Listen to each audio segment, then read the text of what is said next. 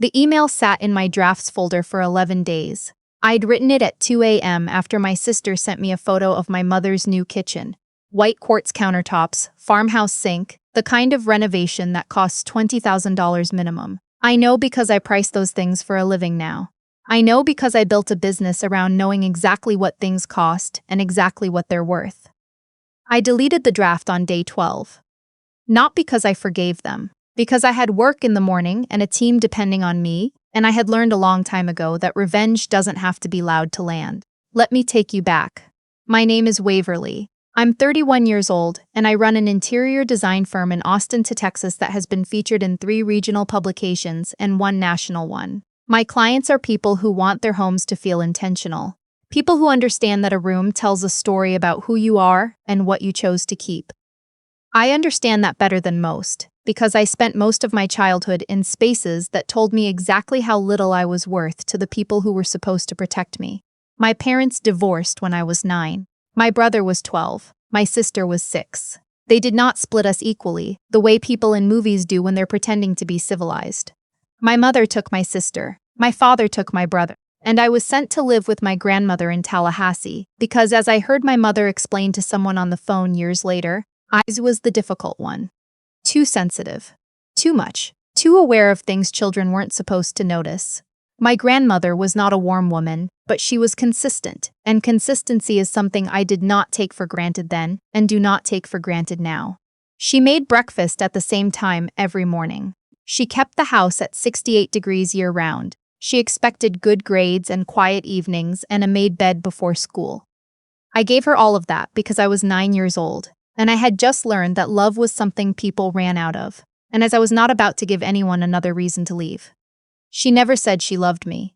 Not once in the 4 years I lived with her, but she never left either. At the time, that felt like enough. My mother called on holidays. My father called less. My brother and I barely spoke because we had been placed in different lives, and nobody helped us find our way back to each other.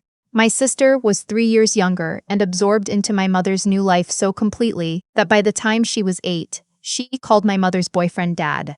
And I was the half-remembered older sister she saw at Thanksgiving, when travel wasn't too complicated. Nobody explained any of this to me. Nobody sat me down and said, "Here is why we chose everyone except you." Nobody offered a reason that would have made it easier to swallow. I was just the one who ended up in Tallahassee, sleeping in a room with wood-paneled walls and a window that faced a neighbor's fence, trying to understand what I had done to earn this particular arrangement. The question that lived inside me for years was not, do they love me? I gave up on that one faster than I should have. The question was simpler and harder. What was wrong with me specifically? I started noticing things about design in my grandmother's house. Not because I had a gift or a destiny or any of that language people put on things afterward to make them sound inevitable. I noticed because noticing was the only thing I could do that made the walls stop closing in.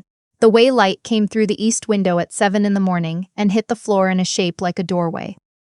The way the kitchen felt smaller after she painted it yellow, even though nothing had moved. The way my room felt larger when I pushed the bed to the opposite wall and faced the window instead of the fence. Small things. Private adjustments. The only control available to a child who had been handed to someone else to raise. My grandmother died when I was 13. A stroke, fast, no warning. I came home from school and the neighbor was sitting on the porch steps and I knew before she said anything. The 2 weeks that followed were the most suspended, airless weeks of my life. People came and went. My mother arrived, then left. My father arrived separately 3 days later. They stood in the kitchen of that house together for the first time in 4 years and argued in low voices about what to do with me, like I was a piece of furniture that didn't match either of their new living rooms. My mother took me in because she too. That was the word someone used. Had to. I was not yet 14, and she had no legal choice. I heard that too through a door, the way I had heard so many important things about my own life. She lived in Charlotte by then. New house, new kitchen, her boyfriend moved in 6 months after I arrived.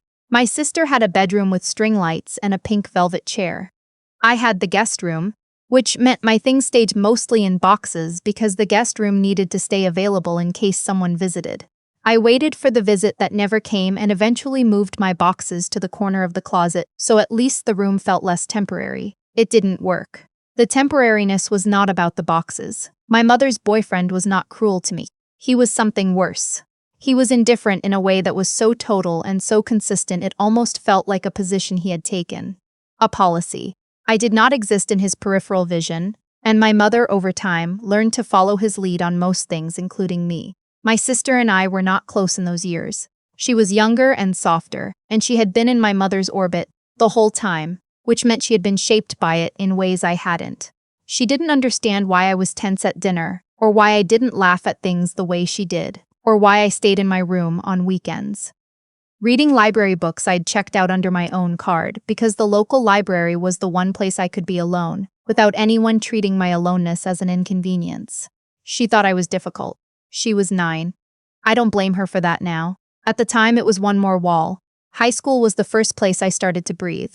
Not because it was kind or safe or any of those words, but because for the first time I had teachers who treated me like someone with potential, not someone to be managed.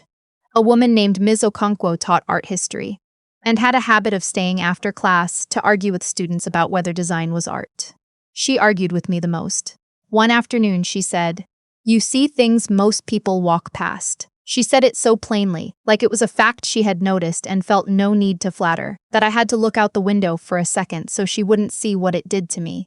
She wrote me a recommendation for a summer program at the Savannah College of Art and Design. She helped me fill out the application. She told me I was going to get in before I believed it myself.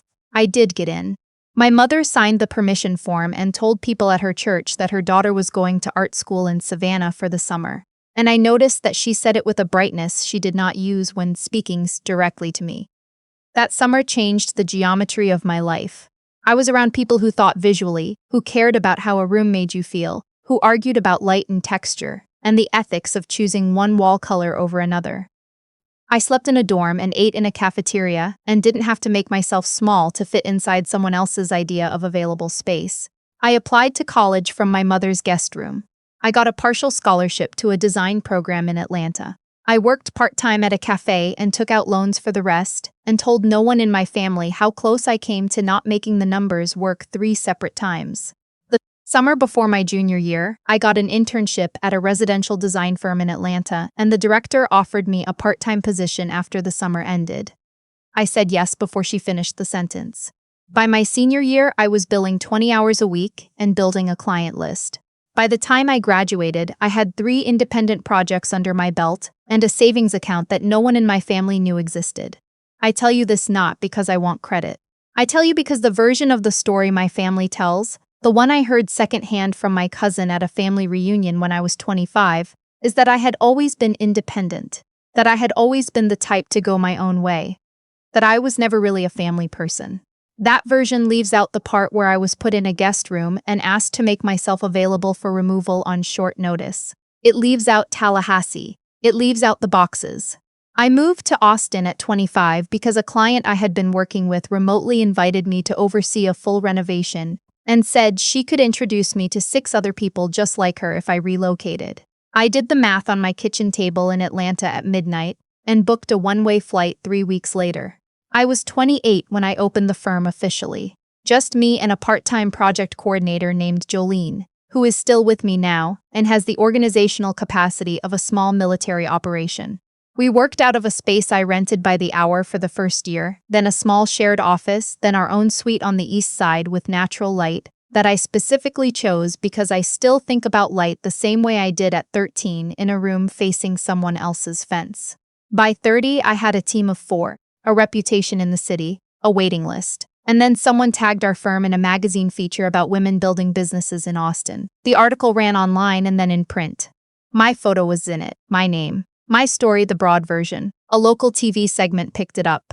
And in the week after that segment aired, I started getting texts from numbers I had saved under names I no longer called. My mother first, then my sister. Then, 3 days later, my father, which surprised me, because we hadn't spoken in over 2 years, and the last conversation had been short and practical, and ended without either of us saying anything that felt true. The texts were soft. Proud of you. Always knew you'd do something like this. Would love to catch up. Let me know when you're in Charlotte. I read each one twice and then set my phone face down on the counter. I want to be honest about what I felt. Not what sounds clean or strong. What I actually felt, standing in my kitchen in Austin with good light coming through the windows I had chosen because I understood now, viscerally, what it meant for a space to hold you. I felt grief. The old kind. The kind that doesn't care how well you've done. Because even when you've rebuilt yourself so thoroughly that your name is in a magazine, some part of you still carries the weight of being the one who ended up in Tallahassee. Still wonders what would have been different if someone had fought for you the way they fought for the easier children. And underneath the grief, something colder. Because I knew that my mother had a new kitchen that cost $20,000. I knew because my sister had sent the photo to a group chat I was technically part of. I knew my mother had chosen marble-look quartz and brushed nickel fixtures and open shelving with brass brackets, which is exactly the kind of kitchen that was all over Pinterest 3 years ago, and is already beginning to look dated to anyone paying attention. I knew my father had retired early and spent his time fishing and complained regularly, via my brother, about how expensive everything had gotten. And now they were proud of me. Now they wanted to catch up. I made an appointment with myself. That sounds strange, but that is what I do when something requires clear thinking. I put it on the calendar the way I would a client meeting, and I don't let anything else into that hour. I sat at my desk with a notepad, and I wrote down everything I remembered. Every Thanksgivings I spent in a guest room. Every form signed because there was no legal alternative. Every phone call that came on holidays and only on holidays, and always ended quickly because there was somewhere else to be. I wrote for 45 minutes. The list was longer than I expected. Then I called my best friend Naomi, who has known me since Atlanta and is the only person who knew the full version of the story, the one without the broad strokes. She listened. She didn't tell me what to do. She said, "Whatever you decide it for yourself, not for them and not against them. For you." I thought about that for 2 weeks. Then I called my mother. I did not give her a warning about what the conversation would be. I waited through the pleasantries, which lasted about 4 minutes, until she said, "I just want you to know how proud I am of everything you've built." I said, "I need to ask you something, and I need you to answer it honestly." She said okay in the way people say okay when they're not sure they mean it. I said, "When you made the decision to send me to live with grandmother, was I part of that conversation?" Silence. Long enough that I could hear her shift in her chair. She said, "You were 9. I said, "I know how old I was." I asked if I was part of the conversation. She said that it was complicated. That she and my father both had very difficult situations. That the divorce was harder than people understood. That she had thought grandmother could give me stability. That she had thought it was temporary. That word. Temporary. The same one parents seem to reach for when they need to make a permanent decision sound less like a choice. I said, "I have a photo on my phone right now of your new kitchen, the renovation you did last year. I've been in the industry long enough to know what that cost." Another silence. I said, "I'm not telling you that to be cruel. I'm telling you because I want you to understand what I understand, that you had resources, that you made decisions about who to spend them on. That I was not in that calculation, not when I was 9 and not consistently since then." She started to cry. My mother cries efficiently, which is something I noticed when I was young and have never been able to unnotice. I let her. When she was quieter, I said the thing I had written on the notepad, and then rehearsed in the car the day before. I said, "I'm not calling to punish you. I'm calling because I'm done carrying the story you've been telling other people. The one where I was always independent, always went my own way. The one where the decision to send me to Tallahassee was a practical arrangement, and not a choice about who you wanted to keep." She said my name in that particular register. That means she wants me to slow down. I said, "I want you to start telling the truth, to whoever you've been telling the other version to. I'm not asking you to announce it at church. I'm asking you to stop running a cleaner narrative at my expense." She said she didn't know how to do that. I said, "That's not my problem to solve." She asked if we could see each other, if I would come to Charlotte, or if she could come to Austin. She said she wanted to try to repair things. I told her that repair was not something I was prepared to put on my calendar at this time. That I needed her to sit with what I had said, and not the version of it that made her feel less responsible but the actual thing. That if she could do that honestly and consistently, maybe there would be a conversation worth having at some point. I told her I hoped she was well. Then I called my father. His conversation was shorter and, in some ways, harder. He doesn't use the soft tones my mother uses. He went straight to telling me he'd been sick recently, nothing serious but a health scare that made him think about things. He said he wanted me to know he'd been proud of me for a long time. He just hadn't been good at saying it. I said, "I appreciate you saying that." He said, "I know I wasn't there the way I should have been." I said, "No, you weren't." He waited to see if I would fill the silence. I didn't. He said, "I don't know what you want from me, Waverly." I said, "I don't want anything from you.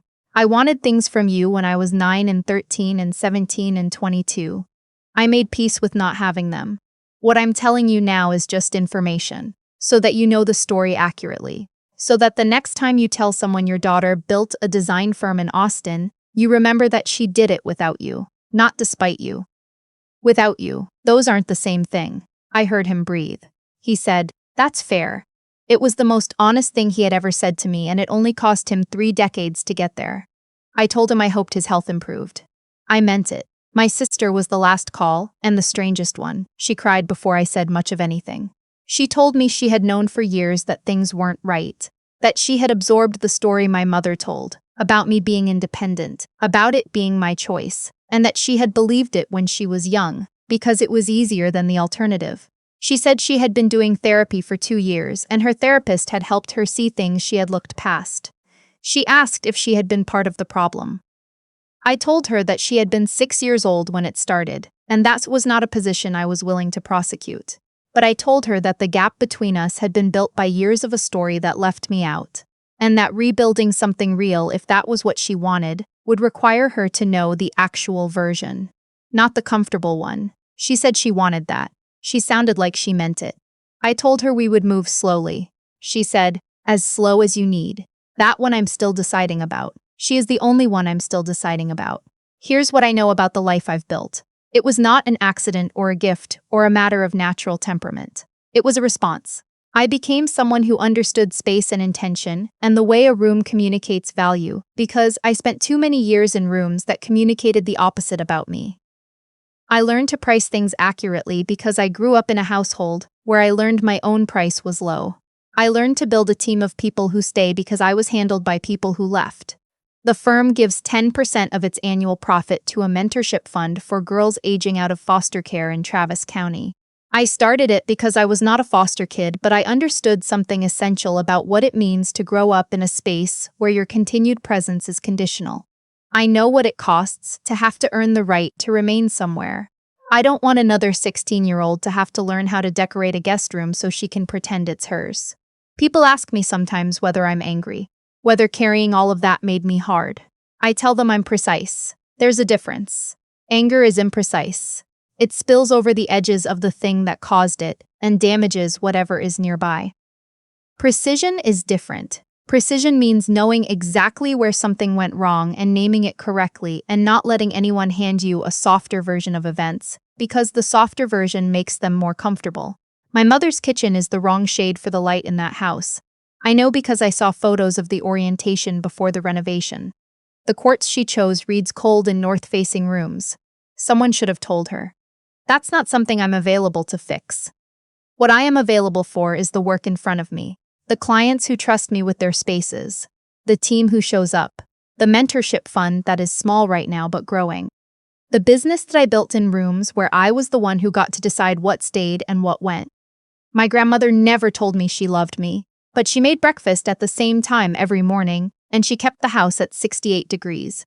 And when I left for college, she handed me a check for $300 from an account I didn't know she had and said, "Don't spend it on anything you don't need."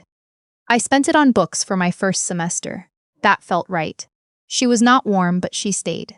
In the end, that was the difference. I still think about her when I walk into a room and notice the light. I think she was consistent. She was there. She did not leave. That is a form of love, too.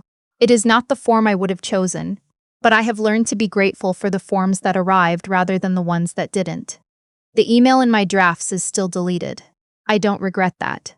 What I sent instead was a text to my intern, Gabrielle, who is 22 and grew up in the system, and showed up to her interview with a portfolio she had built using free software on a library computer. I sent her the address of the mentorship fund's next event and told her she was presenting the opening remarks if she wanted to. She said yes before I finished the message. That is the ending I chose.